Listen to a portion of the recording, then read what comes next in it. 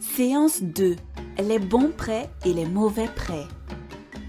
Après avoir fait la différence entre mon argent et celui emprunté, il est utile d'examiner, de savoir qu'il existe des bons prêts, mais aussi des mauvais prêts.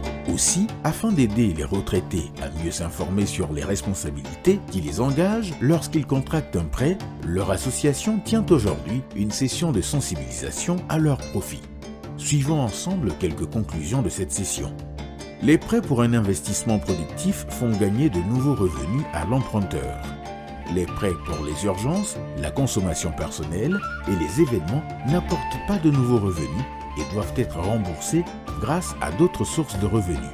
Soyons sûrs de notre capacité à rembourser le prêt avant de le contracter. Tâchons de ne pas en abuser. Pour s'assurer que les participants ont bien suivi les conseils et qu'ils les ont bien compris, l'instructeur leur a posé un certain nombre de questions auxquelles ils ont bien répondu. Les participants ont eu à répondre par vrai ou faux aux différentes questions. Mariam emprunte 100 000 francs CFA pour acheter des légumes qu'elle vendra dans son village. À la fin de la semaine, elle vend tous ses légumes pour un total de 150 000 francs CFA. Elle a 100 000 francs CFA pour acheter davantage de légumes, 30 000 francs CFA pour rembourser une partie de son prêt et il lui reste 20 000 francs CFA pour ses dépenses et son épargne. Réponse vrai. Rose a emprunté 500 000 francs CFA pour un réfrigérateur pour sa boutique. Elle peut stocker davantage de boissons et gagne maintenant un bénéfice supplémentaire de 50 000 francs CFA chaque mois. La plupart de ce bénéfice est utilisé pour rembourser le prêt. Quand elle a fini de rembourser le prêt un an plus tard, elle a toujours le réfrigérateur en bon état. Réponse vrai. Irène a demandé un prêt pour vendre les pagnes du 8 mars.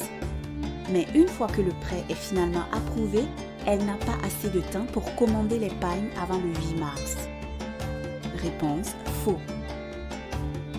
Amidou le boulanger emprunte de l'argent pour une machine à pétrir d'occasion qui lui permet d'augmenter sa production de pain. Mais une fois le prêt remboursé, la machine ne marche plus. Réponse faux.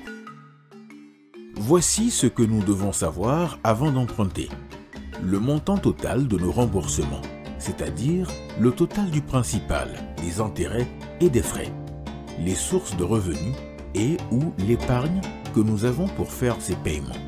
Le moment où nous aurons réellement l'argent du prêt entre nos mains, est-ce que cela sera avant que nous n'en ayons besoin? L'actif que nous achetons avec le prêt survivra. Le prêt continuera à nous faire gagner des revenus.